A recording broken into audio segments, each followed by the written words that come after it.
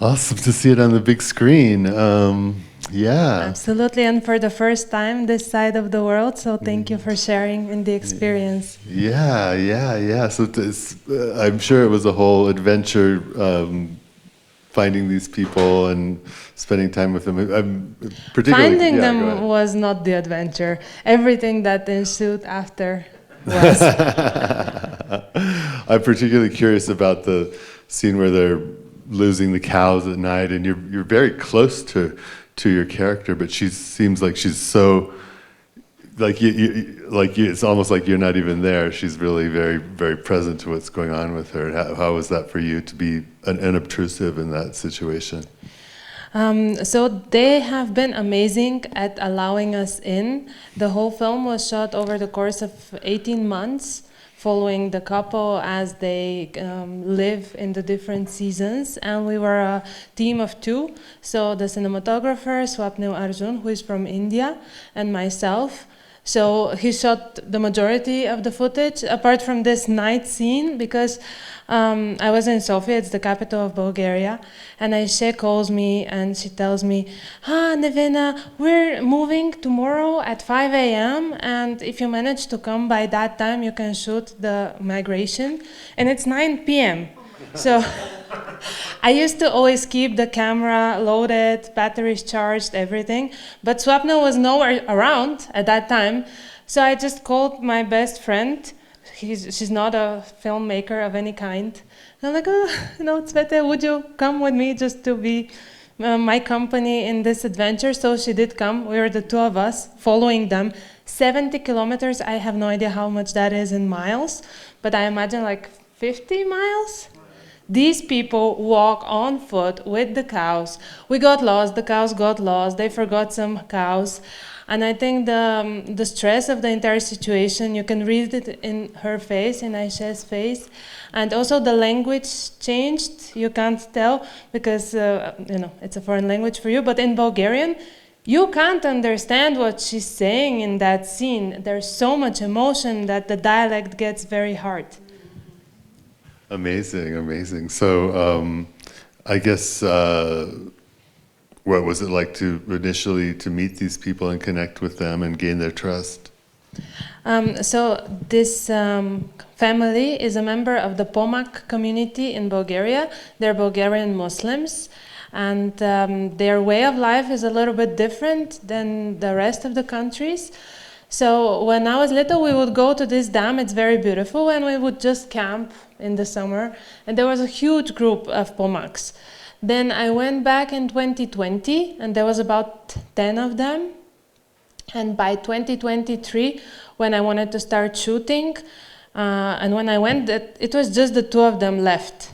So I was like, okay, we must start shooting now, because if we don't, this way of life will disappear. And you can see why. It's on the verge of legality nowadays. We have entered the EU in 2007, and they have very strict regulations on food safety. So producing milk products outdoors is not allowed. So the way they've been living for generations is not anymore a thing. So they have to navigate this landscape. Questions? Yes. I'm not really sure how to formulate this question, but I kind of noticed little pieces of this in the film where you saw the guy who shot the wolf driving a brand new Tacoma and somehow living in parallel to this family who's living basically off the land with the wolves and everything else that lives in the forest, drinking out of that stream. You also noticed what apparently were logging trucks. Yeah. Can you touch a little bit on that? Because I don't know if that was necessarily like the main theme of the story, but can you touch base on that? Yeah, sure. Thank you for that question. I think nowadays in Bulgaria, but in the rest of the world, we live in a conflict between civilized, new and acceptable, and how things used to be. Living off the land, aren't we all, in a way? Don't we all eat the food? Burn the fuel. So it's happening. It's just in more developed nations, we don't really see it that much. It's more organized somehow, or better hidden. So this wood logging truck, they are legal, they are allowed to log the forests, but the long-term effects are there to be seen, like landslides, floods. We have them, but it's allowed by the state because it's a big company, it's a big business. The hunter you see, he's actually a very important guy in some, I don't know, hydroelectric plant. So, you know. And our peeps, I don't know if that came across, but they're not necessarily poor, poverty-stricken. They're okay. It's just what they need is not what we need. And if you noticed at the end of the film, there was a little sign to be continued. There is so many themes to explore, and I started shooting this very fast because I was afraid to lose the moment. And we did it with a fund. Okay, in Europe, we make films with support of public bodies, which is amazing, and I know completely different than what you guys have here. So I got a very small fund to do this. It's like a debut funding. So with it, we just bought the equipment. And once we started working, I also got support to do a feature. So what you see here, we've kept on shooting, and we saw their grandchild, Ahmed, grow up in front of our eyes. And I think that this is the angle we're gonna do for the long format, because he's the new generation. And then we get to see the choice. Ahmed with his iPhone, you know, like dreaming to live as everyone else he sees on the small screen, versus the heritage he carries. So far, he wants to be a cow herder. Let's see how long that lasts. Who else has a question? I've come all the way from Bulgaria, guys, so you better ask me questions. Let's get some questions going here. Well, I guess what was your personal relationship with the couple? So they've been very open and sweet. They almost adopted us because it's been a long time that we've been shooting with them, and they come to all the screenings in Bulgaria. The film was quite successful locally, and we've traveled the country with it, so it's been very nice to share it with them. And you know, Aisha has her outfit for screenings. She puts on the good jewelry, so she likes the attention. And we keep in touch, absolutely. We call at least twice a month, and I visit as much as I can. And we keep on shooting, so that's another thing. It's very important in documentary, I'm sure fellow filmmakers know, like you have to make people trust you and build a relationship. Yes, who owns the land in the forest and the mountains where the cows graze in the summer? Is it the family? Is it government land? Is it permitted grazing? How does that work? Thank you. That's actually one of the reasons that they move. They don't own land. The high lands where the forest is government owned. So everyone's welcome there. And the lower lands, it's mostly private land. So as soon as spring comes, they can no longer roam freely there. They have to move away. So that's the reason why they move up and down the mountain. Winter's down when the climate is better, and they have to feed hay to the cows. And once grass starts to grow, they go up the mountain to look for the fresh grazing fields. Yes. Yeah. So you said that there's conflict for them to kind of adapt to like the modern way of farming and such. Do they have, because they have such a history of farming and living this way, is there like a sentimental attachment to that, or are they resistant to letting go of their old ways because, I don't know, it's precious in some way? Thank you for that question. Why? I think it's all they know. If they were to comply to how things are supposed to work, they would just sell them. They are allowed to have cows, but they are then supposed to sell the milk to dairy farms for, what's it called, dimes on the dollar, like for a very, very low price. And then they would be definitely much, much poorer because you add value.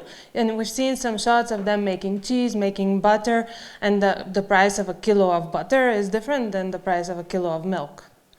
So in many EU countries, there is regulations that ensure this and material heritage is preserved. I know there is in Italy, Spain.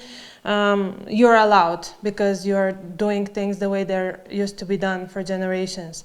So I also lobby with this film for the conversation to happen so that we can allow people like this to keep on doing things the way they used to, with maybe help from the government, you know, if it helps to have some health and safety regulations in place, sure, but don't ban it entirely. Whose housing was that they were in? No one's. So it's really like shacks that they occupy. Some of them used to be government, now they're abandoned. Some of it, I think the winter housing is of an uncle's uncle, so they just occupy this one room. And the shot you saw of the entire family in the room, it's not set up. So it's purely observational. This is how they sit down as a family. This is how they talk. It's the bed and the stove, and that's it. It's a one-room kind of situation. So it seems like they're making a lot of cheese. Yes. Where do they store or age the cheese? They don't. It's so the milk goes bad very fast, but once it goes through some sort of a process, then it can last longer. Where they live, it's again, I will say it in meters, is above 2,000 meters elevation, so it's quite cold. So they make it, and immediately they go to the market or they go out to the street to sell it. Okay. So they're making fresh cheese. That's not Fresh not- cheese, yeah, yes. yeah. Well, now Aisha is experimenting with yellow cheese. She's very excited. This is something new, a new product. And yellow cheese is way more durable in the heat, so it can last longer. But they don't have electricity, and that was quite a challenge for us also in filming, because like we need to charge our batteries. So we were living above a bakery in a nearby village, and they were nice enough to host us because there is just nothing, no tourist activities there. So what they make during the week, they sell. Twice a week they sell. So now they're trying to make it in the capital. They've come a couple of times to Sofia, and we're following that process. But there is a big competition, and a new thing I discovered since like a month ago, there is fake Pomaks. So they're Pomaks, right? So some people impersonate Pomaks because they're known for the quality of their dairy products, because the cows eat the good grass. Yeah, so now there's fake Pomaks trying to, you know, maybe an angle for the future as well. Go ahead. Have they tried to go like the champagne route and kind of, you know, patent their trade and their traditions and, you know, like champagne, you know, you can only get. Yes, thank you. So yogurt is huge in Bulgaria. We pride ourselves for being the home of the Bacillus bulgaricus. So it's one of the bacteria that makes the yogurt. If I were to ask here in the audience who you associate yogurt with, you'd maybe say Greece, yeah? Right? And we're very sad about that. Our yogurt is better, but we suck at marketing, and we did not trademark it, and now you get Turkish yogurt, Greek yogurt. So again, it's a conversation to have, and it's something to be done on a state level. Because these people, I mean, that's their way of life. They don't want to deal with unnecessary bureaucracy, not even a permit for them to sell legally. You see that they were going to call this guy who has connections to the dairy farms.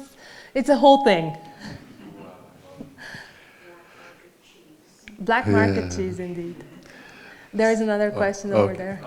You mentioned that when you were going with your family to that area for camping, that there were 20, 25 families that were all there. Now it's just this one family. Have the other families sort of assimilated in the capital and kind of left that heritage and that culture, or have they moved to a new location, or where are those other families?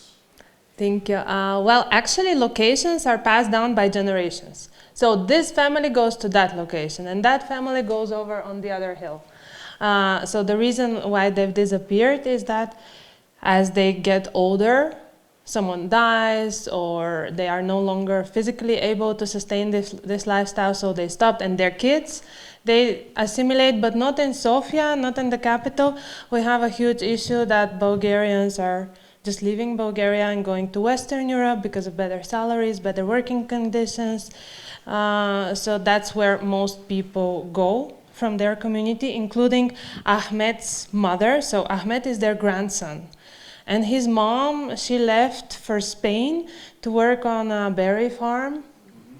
So Aisha and Jamal have raised Ahmed while she's in Spain. She's sending money, caring for him as much as she can, but she's a very open, modern woman, you know. She fell in love, God forbid, with a Christian. They're Muslim, and she fell in love with a Christian, so now it's a whole thing. How could they accept this? And I think it's another conflict to touch upon in terms of new and old, the way people appreciate your freedom of choice. And I don't fully understand it because I've had the privilege of growing up having a choice in career, having a choice in partner, but it's not always the case. And are you going to follow her in the longer film as well? The mom? Yeah. No, I think I'll stick to Ahmed. He's a very curious character. He's now 17. So we see him here is 13, 14, and you can really see him grow up to be a man. He's a very handsome boy by now. Nice, nice. So Zir, are you fully focused on this project, or do you have other projects as well that you're working on?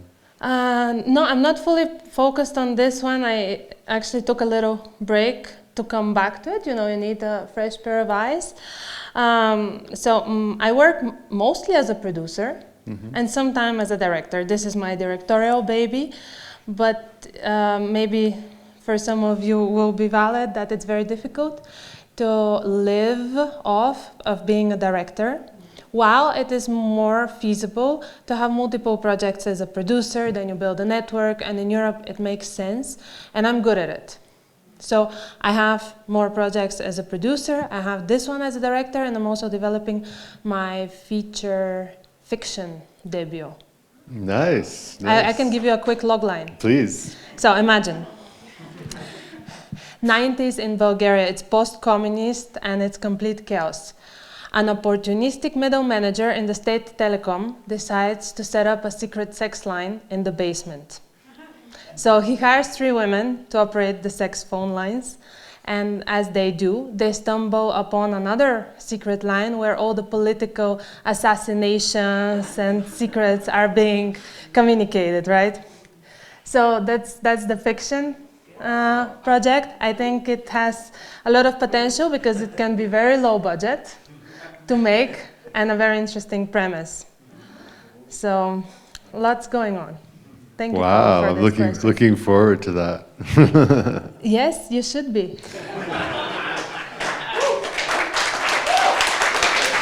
Well, thank you so much, Nevena, for coming all the way from Bulgaria and sharing your film. You're a force of nature. Thank you for having me. I'm here throughout the festivals. I'm looking forward to chatting with all of you. Thank you. Thank you.